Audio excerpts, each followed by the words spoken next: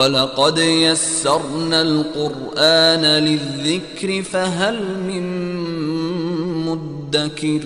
और हमने कुरान को समझने के लिए आसान कर दिया, तो कोई है कि सोचे समझे। बिस्मिल्लाहिर्रहमानिर्रहीम। अस्सलामुअलैकुम वरहमतुल्लाहि वबरकातुहु। सूरह बकरा आयत 228 to 266। ఆయత్ నంబర్ 228। విడాకులు పొందిన స్త్రీలు తమను తాము 3 ఋతువుల దాకా ఆపి ఉంచుకోవాలి. వారు అల్లాహ్ను అంతిమ దినాన్ని విశ్వసించే వారే అయితే అల్లాహ్ వారి గర్భాలలో సృష్టించిన దానిని దాచి ఉంచటం వారికి ధర్మసమ్మతం కాదు. ఒకవేళ ఈ గడువు లోపల వారిని తిరిగి రప్పించుకోవాలన్న సదుద్దేశం భర్తలకు ఉంటే ధర్మం ప్రకారం అలా రప్పించుకునే హక్కు వారికి ఉంది. ఇద్దత్ గడువు నడుస్తున్నప్పుడు 1-2 విడాకుల తర్వాత భర్త తన భార్యను తిరిగి రప్పించుకోదలిస్తే రప్పించుకోవచ్చు. వివాహాన్ని పునరుద్ధరించుకోవాల్సిన అవసరం లేదు. భర్తలకు స్త్రీలపై హక్కులున్నట్లే స్త్రీలకు కూడా వారిపై హక్కులున్నాయి, కానీ ఉత్తమ రీతిలో. భర్తకు భార్యపై హక్కులున్నట్లు భార్యకు కూడా భర్తపై ప్రత్యేక హక్కులున్నాయి. కాకపోతే పురుషులకు స్త్రీలపై ఒకంత ప్రాధాన్యత ఉంది. అల్లాహ్ సర్వాధికుడు, వివేచనపరుడు. ఆయత్ నంబర్ 229। ఈ విడాకులు 2 సార్లే. ఆ తరువాత సక్రమంగా ఆమెను ఆపుకోవాలి, లేదంటే ఉత్తమ రీతిలో వదిలిపెట్టాలి.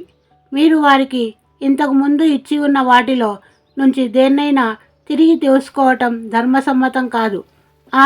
ఒకవేళ అల్లాహ్ విధించిన హద్దులకు కట్టుబడి లేమన్న భయం వారిరువుకి ఉంటే అది వేరే విషయం. అందువల్ల దంపతులిద్దరూ అల్లాహ్ ఏర్పరిచిన హద్దులకు కట్టుబడి ఉండలేరన్న భయం మీకు కలిగి, అదే సమయంలో స్త్రీ తన భర్తకు కొంత నష్టపరిహారం ఇచ్చి వేర్పడదలిస్తే అట్టి పరిస్థితిలో ఇరువురిపై ఎలాంటి దోషం లేదు. ఇవి అల్లాహ్ నిర్ధారించిన హద్దులు. జాగ్రత్త, వాటిని దాటకూడదు. ఎవరు అల్లాహ్ నిర్ధారించిన హద్దులను మీరిపోతారో వారే దుర్మార్గులు. ఆయత్ నంబర్ 230। మరి ఆమెకు 3వసారి కనుక విడాకులిస్తే ఆ స్త్రీ ఇతనిని తప్ప వేరొక వ్యక్తిని వివాహం చేసుకోనంత వరకు ఇతని కోసం ఆమె ధర్మసమ్మతం కాజాలదు. ఆ తర్వాత అతను 2వ భర్త కూడా ఆమెకు విడాకులిస్తే మళ్ళీ వీరిద్దరూ అల్లాహ్ విధించిన హద్దులకు కట్టుబడి ఉండగలమన్న నమ్మకం ఉండి వివాహ బంధంలోకి రాదలిస్తే అందులో తప్పు లేదు. ఇవి అల్లాహ్ విధించిన హద్దులు. తెలుసుకోగల వారికి ఆయన వీటిలో స్పష్టపరుస్తున్నాడు. జీవితాంతం కలిసి ఉండాలనే సదుద్దేశంతో, అంతేకాని మాజీ భర్తను పెళ్లాడాలనే వంకతో కాదు. ఆయత్ నంబర్ 231। మీరు స్త్రీలకు విడాకులు ఇచ్చినప్పుడు వారి గడువు ఇద్దత్ ముగియనుండగా వారిని సహృదయంతో మీ వద్ద ఆపి ఉంచుకోవాలి, లేదంటే ఉత్తమ రీతిలో కొనసాగనంపాలి. వారిపై దౌర్జన్యానికి ఒడిగట్టే ఉద్దేశంతో వారిని ఆపి ఉంచుకొని వేధించకండి. ఈ వైఖరిని అనుసరించిన వాడు నిజానికి తనకు తానే అన్యాయం చేసుకున్నాడు. దైవాదేశాలతో పరిహాసమాడకండి. అల్లాహ్ మీకు చేసిన ఉపకారాన్ని జ్ఞప్తికి తెచ్చుకోండి. మీపై గ్రంథాన్ని, హిక్మత్ను, ప్రవక్త సంప్రదాయాన్ని, ధర్మశాస్త్రాన్ని అవతరింపజేసి మీకు చేసిన ఉపదేశాన్ని కూడా అవలోకనం చేసుకోండి. అల్లాహ్ ఎడల భయభక్తులు కలిగి ఉండండి. అల్లాహ్కు ప్రతిదీ తెలుసు అన్న విషయాన్ని మీరు తెలుసుకోండి. ఆయత్ నంబర్ 232। మీరు స్త్రీలకు విడాకులు ఇచ్చిన తరువాత వారు తమ గడువు ఇద్దత్ను ముగించి తమ మాజీ భర్తలకు ధర్మబద్ధంగా పరస్పరం ఇష్టపడి వివాహం ఆడదలిస్తే మీరు వారికి అడ్డు తగలకండి. మీలో ఎవరైతే అల్లాహ్ను అంతిమ దినాన్ని విశ్వసిస్తున్నారో వారికి ఈ ఉపదేశం చేయబడుతుంది. ఇందులోనే మీ పరిశుభ్రత ఇమిడి ఉన్నాయి. అంతా అల్లాహ్కు తెలుసు, మీకు తెలియదు. ఆయత్ నెంబర్ 233। పాల గడువును పూర్తి చేయాలని తండ్రులు కోరిన పక్షంలో తల్లులు తమ పిల్లలకు పూర్తిగా 2 సంవత్సరాల పాటు పాలు పట్టాలి. బిడ్డల తండ్రులపై పోషణ భారం ఉంటుంది కనుక వారికి ఉత్తమ రీతిలో అన్న వస్త్రాలను సమకూర్చాలి. ఎవరిపైన శక్తికి మించిన భారం వేయబడదు. బిడ్డ మూలంగా తల్లిని వేధించటం కానీ, సంతానం కారణంగా తండ్రిని ముప్పు తిప్పలు పెట్టడం కానీ చేయరాదు. వారసులపై కూడా ఇటువంటి బాధ్యతే ఉంటుంది. ఒకవేళ ఉభయులు తల్లిదండ్రులు తమ ఇష్టపూర్వకంగా పరస్పర సంప్రదింపులతో పాలు విడిపించదలిస్తే వారు నిందార్హులు కారు. ఒకవేళ మీ సంతానానికి పాలు పట్టాలన్నదే మీ అభిలాష అయితే అందులోనూ దోషం లేదు. అయితే మీరు ఆమెకు సముచితమైన రీతిలో ఇవ్వవలసిన దాన్ని ఇవ్వండి. అల్లాహకు భయపడుతూ మసులుకోండి. అల్లాహ్ మీ కార్యకలాపాలన్నింటినీ గమనిస్తున్నాడన్న విషయాన్ని తెలుసుకోండి. ఆయత్ నెంబర్ 234. మీలో ఎవరైనా మరణించి వారి భార్యలను వదిలిపోతే అటువంటి స్త్రీలు 4 మాసాల 10 రోజుల వరకు తమను తాము గడువు ఇద్దత్లో ఆపుకోవాలి. గడువు ముగిసిన తర్వాత వారు సంస్కారవంతమైన పద్ధతిలో తమ కొరకు మంచిదనుకున్న కార్యం ఏదైనా చేసుకుంటే అందులో మీపై దోషం లేదు.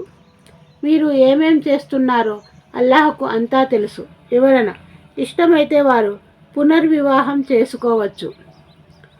ఆయత్ 235.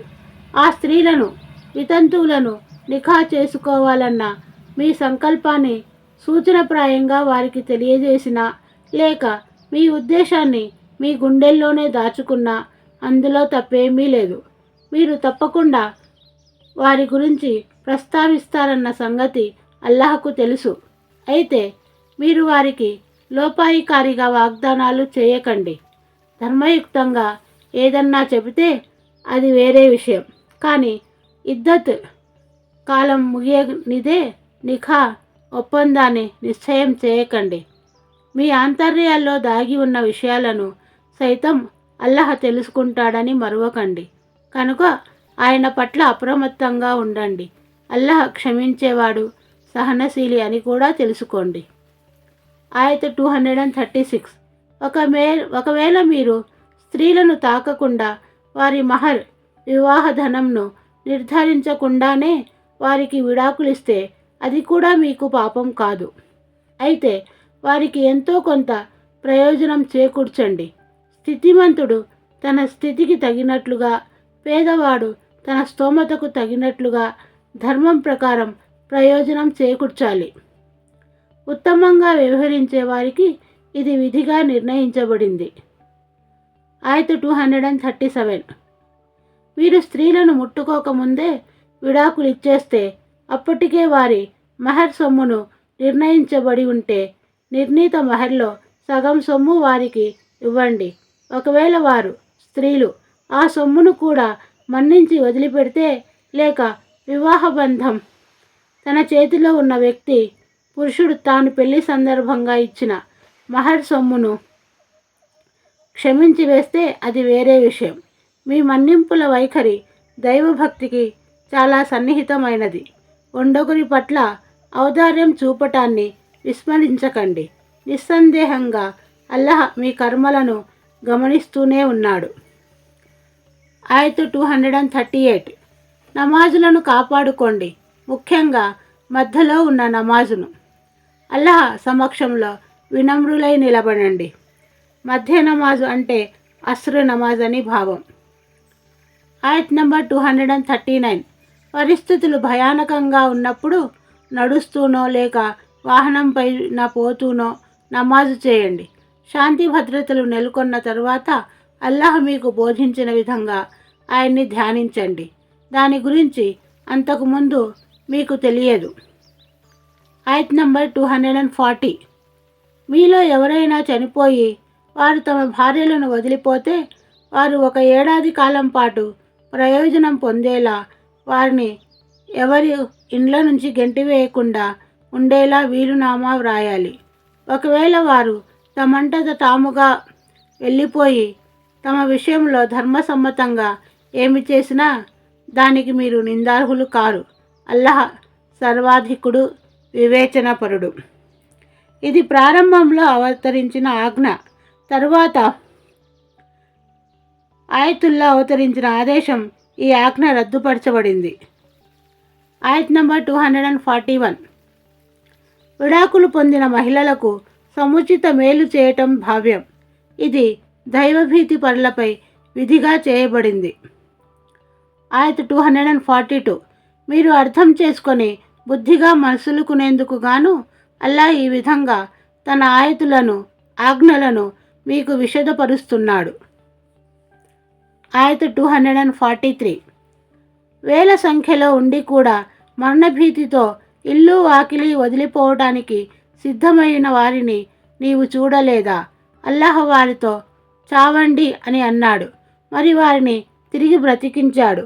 నిస్సందేహంగా అల్లాహ్ జనుల పట్ల దయగలవాడు, కానీ వారిలో అత్యధికులు కృతజ్ఞత చూపరు. ఆయత్ నెంబర్ 244. అల్లాహ్ మార్గంలో పోరాడండి. అల్లాహ్ అంతా వినేవాడు, అన్నీ తెలిసిన వాడన్న విషయాన్ని మీరు తెలుసుకోండి. ఆయత్ 245. అల్లాహకు మంచి రుణం ఇచ్చేవారు మీలో ఎవరైనా ఉన్నారా? దాన్ని ఆయన ఎన్నో రెట్లు పెంచి తిరిగి ఇస్తాడు. ఉపాధిని తగ్గించేవాడు, పెంచేవాడు అల్లాహే. కడకు మీరంతా మరలిపోవలసింది కూడా ఆయన వైపుకే. ఆయత్ 246. మూసా తరువాత ఇశ్రాయేలు సంతతి పెద్దల 2 నాల్కల ధోరణిని గురించి నువ్వు ఆలోచించావా? మేము దైవ మార్గంలో పోరాడేందుకు గాను మా కోసం ఎవరినైనా రాజుగా నియమించండి అని వారు తమ ప్రవక్తను కోరారు. దానికి ఆ ప్రవక్త, తీరా యుద్ధం విధించబడ్డాక మీరు వెనుకంజ వేస్తారేమో అని అన్నాడు. దానికి వారు, మేము ఇప్పటికే ఇళ్ల నుంచి తరిమివేయబడ్డాము, మా పిల్లలకు దూరం చేయబడ్డాము. అలాంటప్పుడు మేము దైవ మార్గంలో పోరాడకుండా ఉండటం అనేది ఎలా సాధ్యం అని కడు గంభీరంగా పలికారు. తీరా యుద్ధం విధిగా చేయబడినప్పుడు వారిలో కొద్దిమంది మినహా మిగిలిన వారంతా వెన్ను చూపారు. అల్లాహ్ దుర్మార్గులను బాగా ఎరుగును. ఆయత్ నెంబర్ 247. అల్లాహ్ తాలూత్ను మీ రాజుగా నియమించాడని వారి ప్రవక్త వారికి తెలియజేసినప్పుడు, అతని అధికారం మాపై ఎలా నడుస్తుంది? రాజ్యాధికారానికి అతనికన్నా ఎక్కువ హక్కుదారులము మేమాయే. కనీసం అతనికి సిరి సంపదల్లో కూడా విస్తృతి వసకబడలేదు అని సాకులు చెప్పనారంభించారు. ప్రవక్త వారికి ఇలా నచ్చజెప్పాడు, చూడండి, అల్లాహ్ అతన్ని మీపై నాయకునిగా ఎన్నుకున్నాడు. జ్ఞానపరంగా, శారీరకంగా కూడా అతనికి ఆధిక్యతను ప్రసాదించాడు. అల్లాహ్ తాను కోరిన వారికి రాజ్యాధికారం ఇస్తాడు. అల్లాహ్ విశాల సంపన్నుడు, జ్ఞాన సంపన్నుడు కూడా. ఆయత్ నంబర్ 248. వారి ప్రవక్త వారికి మళ్ళీ ఈ విధంగా నచ్చజెప్పాడు, అతని రాజరికానికి సంబంధించిన బహిరంగ నిదర్శనం ఏమిటంటే, అతని ఏలుబడిలో మీ వద్దకు ఆ శుభసూచకాల పెట్టె వస్తుంది. అందులో మీ ప్రభు తరఫున మీకు గుండె నిబ్బరం ఉంది. మూసా, హారూన్ కుటుంబకులు వదిలి వెళ్ళిన అవశేషాలు కూడా అందులో ఉన్నాయి. దాన్ని దూతలు మోసుకు వస్తారు. మీరే గనుక విశ్వసించిన వారైతే ఇందులో మీ కొరకు స్పష్టమైన సూచన ఉంది. ఆయత్ నంబర్ 249. తాలూత్ సైన్యాన్ని తీసుకొని బయలుదేరినప్పుడు ఇలా ప్రకటించాడు, చూడండి, అల్లాహ్ మిమ్మల్ని ఒక కాలువ ద్వారా పరీక్షించబోతున్నాడు. అందులోని నీళ్లను తాగినవాడు నా వాడు కాడు, తాగనివాడు మాత్రమే నా వాడు. చేత్తో గుక్కడి నూరు తీసుకొని తాగితే పర్వాలేదు, కానీ కొద్దిమంది తప్ప మిగిలిన వారంతా ఆ నీళ్లను కడుపు నిండా త్రాగేశారు. తాలూతు విశ్వాసులైన తన సైన్యంతో కాలువ దాటి ముందుకు పోతున్నప్పుడు జాలూత్తో అతని సైన్యంతో తలపడే శక్తి ఈరోజు మాలో లేదు అని వారన్నారు. కానీ అల్లాహ్ను కలుసుకోవలసి ఉందనే విషయంపై దృఢ విశ్వాసం గల కొంతమంది ఇలా అన్నారు, ఒక చిన్న వర్గం ఒక పెద్ద వర్గాన్ని దైవాజ్ఞతో జయించటం ఎన్నోసార్లు జరిగింది. అల్లాహ్ సహనం చూపేవారికి అండగా నిలుస్తాడు. ఆయత్ నెంబర్ 250. జాలూత్తో అతని సైన్యంతో ముఖాముఖి అయినప్పుడు వారు ఇలా ప్రార్థించారు: అల్లాహ్, మాకు సహన స్థైర్యాలు ప్రసాదించు, మా కాళ్లకు నిలకడను ఇవ్వు, అవిశ్వాస జనులపై జరిగే పోరాటంలో మాకు తోడ్పడు. ఆయత్ 251. కడకు అల్లాహ్ అనుజ్ఞతో వారు జాలూత్ సైన్యాన్ని ఓడించారు. దావూద్ జాలూత్ను సంహరించాడు. మరి అల్లాహ్ దావూద్కు రాజ్యాధికారాన్ని, వివేచనను వసగాడు. ఇంకా తాను కోరినంత జ్ఞానాన్ని కూడా ఆయనకు ప్రసాదించాడు. అల్లాహ్ గనుక కొందరిని మరికొందరి ద్వారా ఈ విధంగా తొలగించకపోతే భూమిలో కల్లోలం రేకెత్తి ఉండేది. కానీ అల్లాహ్ లోకవాసులపై ఎంతో దయానుగ్రహం కలవాడు. ఆయత్ 252. ఇవి అల్లాహ్ ఆయతులు. వీటిని మేము సత్యబద్ధంగా నీకు వినిపిస్తున్నాము. ఓ ముహమ్మద్, నిస్సందేహంగా నువ్వు దైవ సందేశహరులలోని వాడవు. ఆయత్ నెంబర్ 253. వీరు దైవ ప్రవక్తలు. వీరిలో కొందరికి మరికొందరిపై మేము ప్రాధాన్యతను వసగాము.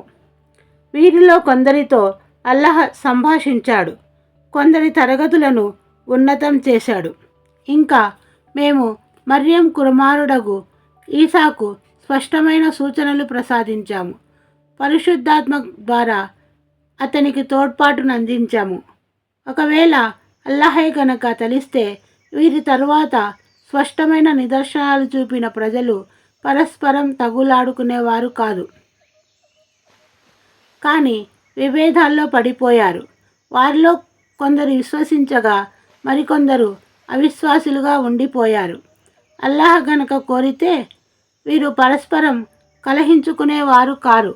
కానీ అల్లాహ్ మాత్రం తాను తలచిందే చేస్తాడు. ఆయత్ నంబర్ 254. ఓ విశ్వాసులారా, వ్యాపార లావాదేవీలు కానీ, స్నేహబంధాలు కానీ, సిఫార్సులు కానీ ఉండని ఆ రోజు రాకముందే మేము మీకు ప్రసాదించిన దానిలోంచి ఖర్చు చేయండి. వాస్తవానికి తిరస్కారులే దుర్మార్గులు. ఆయత్ నంబర్ 255. అల్లాహ్ మాత్రమే నిజానికి ఆరాధ్య దైవం. ఆయన తప్ప మరో ఆరాధ్యుడు లేనేలేడు. ఆయన సజీవుడు, అన్నిటికీ మూలాధారం. ఆయనకు కునుకు కానీ నిద్ర కానీ పట్టదు.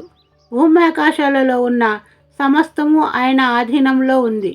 ఆయన అనుమతి లేకుండా ఆయన సమక్షంలో సిఫార్సు చేయగలవాడెవడు? వారికి ముందు ఉన్న దానిని, వెనుక ఉన్న దానిని కూడా ఆయన ఎరుగు. ఆయన కోరినది తప్ప ఆయనకున్న జ్ఞానంలోని ఏ విషయంలో వారి గ్రాహ్య పరిధిలోకి రాదు.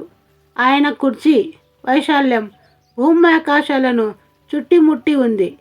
వారిని రక్షించడానికి ఆయన ఎన్నడూ అలసిపోడు. ఆయన సర్వోన్నతుడు, గొప్పవాడు. వివరణ: సృష్టి రాశుల భూత భవిష్యత్ వర్తమాన కాలాలకు సంబంధించిన ఏ విషయము సర్వ సృష్టికర్త అల్లాహ్ జ్ఞానపరిధిని దాటిలేదు. అర్ష్, కుర్సీ రెండూ ఒక్కటే అని అనుకోరాదు. అర్ష్ వేరు, కుర్సీ వేరు. అర్ష్ అనేది కుర్సీ కంటే అంతులేనంత పెద్దది. ఆయత్ నంబర్ 256. ధర్మం విషయంలో బలవంతం ఏమీ లేదు. సన్మార్గం అపమార్గం నుంచి ప్రస్ఫుటమయ్యింది. కనుక ఎవరైతే అల్లాహ్ తప్ప వేరితర ఆరాధ్యులను తిరస్కరించి అల్లాహ్ను మాత్రమే విశ్వసిస్తారో వారు దృఢమైన కడియాన్ని పట్టుకున్నారు. అది ఎన్నటికీ తెగదు. అల్లాహ్ సర్వం వినేవాడు, సర్వం తెలిసినవాడు. ఆయత్ 257. విశ్వసించిన వారి సంరక్షకునిగా స్వయంగా అల్లాహ్ ఉంటాడు. ఆయన వారిని చీకట్ల నుంచి వెలుగు వైపుకు తీసుకుపోతాడు. కాగా అవిశ్వాసుల నేస్తాలు శైతానులే. వాళ్ళు వారిని వెలుగు నుంచి చీకట్ల వైపుకు లాక్కుపోతారు. వారు నరకవాసులు, కలకాలం అందులోనే పడి ఉంటారు. ఆయత్ నంబర్ 258. అల్లాహ్ తనకు రాజ్యాధికారం ఇచ్చాడని గర్వం కొద్దీ ఇబ్రాహీంతో అతని ప్రభు ఎవరన్న విషయంపై గొడవపడిన వానిని నీవు చూడలేదా?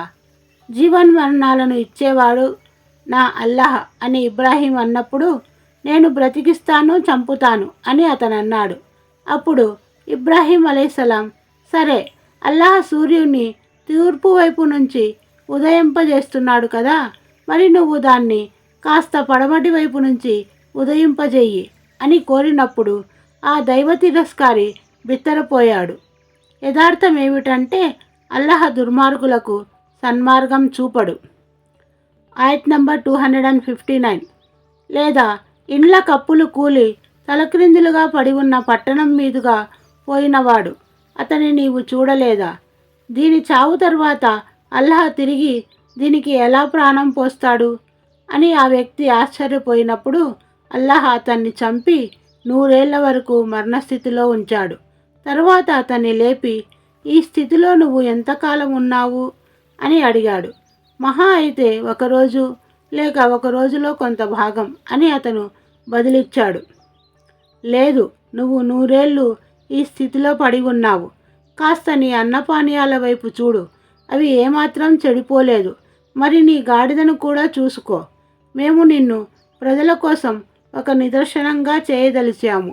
మేము గాడిద ఎముకలను ఏ విధంగా లేపి వాటిపై మాంసం నింపుతామో చూడు. ఇదంతా ప్రస్ఫుటమైపోయాక అల్లాహ్ ప్రతిదీ చేయగల సమర్థుడని నాకు తెలుసు అని అతను అన్నాడు. ఆయత్ నంబర్ 260. మరొక సంఘటన. ఓ ప్రభు, నీవు మృతులను ఎలా బ్రతికిస్తావో కాస్త నాకు చూపవా అని ఇబ్రాహీం విన్నవించుకున్నప్పుడు, నీకు నమ్మకం లేదా అని అల్లాహ్ తరఫున సెలవీయబడింది. ఎందుకు లేదు? నాకు పూర్తి నమ్మకం ఉంది, కాకపోతే ఆత్మతృప్తికై ఇలా అడిగాను అని అతను అన్నాడు. అప్పుడు అల్లాహ్, 4 పక్షులను తీసుకో, వాటిని మచ్చిక చేసుకో, పిలువగానే అవి నీ దగ్గరకు వచ్చేలా వాటిని మచ్చిక చేసుకో. వాటిని కోసి ముక్కలు ముక్కలుగా చెయ్యి. తరువాత ఒక్కో పర్వతంపై దాని ఒక్కో మాంసపు ముక్కను ఉంచు. ఆ పైన వాటిని పిలువు, అవి నీ వద్దకు పరిగెత్తుకుంటూ వస్తాయి. అల్లాహ్ సర్వశక్తిమంతుడు, వివేకవంతుడన్న సంగతిని బాగా తెలుసుకో అని అన్నాడు. ఆయత్ 261. అల్లాహ్ మార్గంలో తమ ధనాన్ని ఖర్చు చేసేవారి ఉపమానం ఇలా ఉంటుంది. ఒక విత్తనాన్ని నాటగా అది మొలకెత్తి అందులో నుంచి 7 వెన్నులు పుట్టుకొస్తాయి. ప్రతి వెన్నులోనూ 100 గింజలు ఉంటాయి. అదేవిధంగా అల్లాహ్ తాన కోరిన వారికి సమృద్ధి వసగుతాడు. అల్లాహ్ పుష్కలంగా ప్రసాదించేవాడు, ప్రతిదీ తెలిసినవాడు. ఆయత్ నెంబర్ 262. ఎవరైతే దైవ మార్గంలో తమ ధనాన్ని ఖర్చు చేసి తరువాత తమ దాతృత్వాన్ని మాటిమాటికి చాటుతూ ఉండకుండా, గ్రహీతల మనస్సును నొప్పించకుండా జాగ్రత్త పడతారో వారి ప్రతిఫలం వారి ప్రభువు వద్ద, అంటే అల్లాహ్ వద్ద ఉంటుంది. వారికి ఎలాంటి భీతి కానీ దుఃఖం కానీ ఉండదు. ఆయత్ నెంబర్ 263. దానం చేసిన తరువాత మనసు నొప్పించడం కంటే మంచి మాట పలకటం, క్షమించటం ఎంతో మేలు. అల్లాహ్ అక్కర్లేనివాడు, సహనశీలుడు. ఆయత్ నెంబర్ 264. ఓ విశ్వాసులారా, తన ధనాన్ని పరుల మెప్పు కోసం ఖర్చు చేస్తూ అల్లాహ్ను గాని అంతిమ దినాన్ని గాని విశ్వసించని వ్యక్తి మాదిరిగా మీరు మీ ఉపకారాన్ని చాటుకొని గ్రహీతల మనస్సును నొప్పించి మీ దాన ధర్మాలను వృధా చేసుకోకండి. అతని ఉపమానం కొద్దిగా మట్టి పేరుకొని ఉన్న సన్నని రాతి బండ వంటిది. దానిపై భారీ వర్షం కురిసి ఆ మట్టి కాస్త కొట్టుకుపోయి కటికరాయి మాత్రమే మిగులుతుంది. ఈ ప్రదర్శనకారులకు తాము చేసుకున్న దానిలో నుంచి ఏమీ ప్రాప్తించదు. అల్లాహ్ సత్య తిరస్కారులకు సన్మార్గం చూపడు. ఆయత్ నంబర్ 265. ఇక దైవ ప్రసన్నతను చొరగనే తపనతో, దృఢ నమ్మకంతో తమ సంపదను ఖర్చు పెట్టే వారి ఉపమానం మెరక ప్రాంతంలో ఉన్న తోట వంటిది. భారీ వర్షం కురిస్తే అది రెట్టింపు పంటను ఇస్తుంది. ఒకవేళ దానిపై పెద్ద వర్షం పడకుండా కేవలం వానజల్లు కురిసినా సరిపోతుంది. అల్లాహ్ మీ పనులన్నింటినీ చూస్తూనే ఉన్నాడు. ఆయత్ నెంబర్ 266. మీలో ఎవరికైనా ఖర్జూరం, ద్రాక్ష పండ్ల తోటలు ఉండి అందులో పిల్ల కాలువలు ప్రవహిస్తూ అందులో అతనికి అన్ని రకాల ఫలాలు కూడా లభిస్తూ ఉండి అతను ముసలివాడైపోగా మరోవైపు అతని పిల్లలు బలహీనులుగా ఉండగా అకస్మాత్తుగా ఆ తోటపై నిప్పులు చెరిగే వడగాలి వచ్చి ఆ తోట కాలిపోవటాన్ని మీలో ఎవరైనా సరే ఇష్టపడతారా? వీరు ఆలోచించేటందుకు గాను అల్లాహ్ ఈ విధంగా తన ఆయతులను మీకు స్పష్టపరుస్తున్నాడు. అస్సలాము అలైకుం వరహమతుల్లాహి వబర్కాతుహు.